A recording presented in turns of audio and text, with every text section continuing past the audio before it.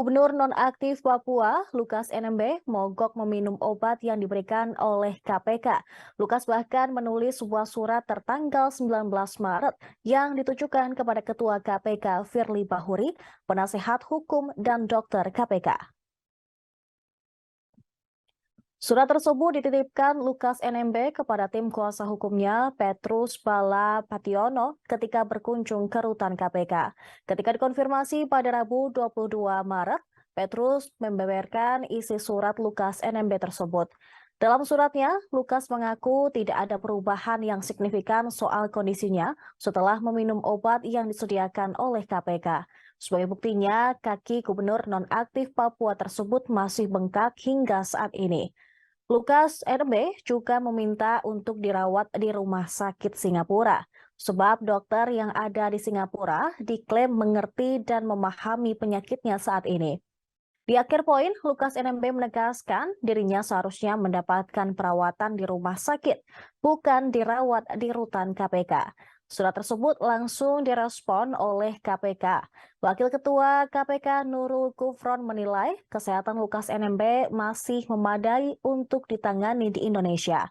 Namun, Gufron mengaku dirinya belum menerima surat yang dimaksud.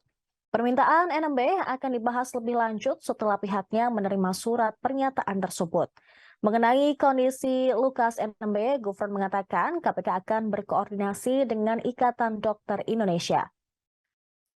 Sebelumnya, tingkah Lukas NMB saat ditahan oleh KPK juga menuai sorotan. Menurut laporan kuasa hukum NMB, Otto Cornelis Kaligis atau kerap disapa Oce Kaligis, kliennya kerap diberi menu makanan ubi yang sudah busuk dari KPK. Informasi tersebut juga ia dapatkan dari Bupati Mamberamo Tengah, Riki Ham Pagawat, yang dalam pertemuan secara tidak sengaja di ruang kunjungan. KPK pun langsung membantah memberikan menu makanan yang tidak layak bagi NMB atau tahanan lainnya.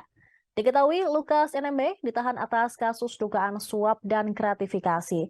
Proses penahanannya juga melewati tahapan yang tidak mudah karena akhirnya KPK harus melakukan penjemputan paksa dari Papua.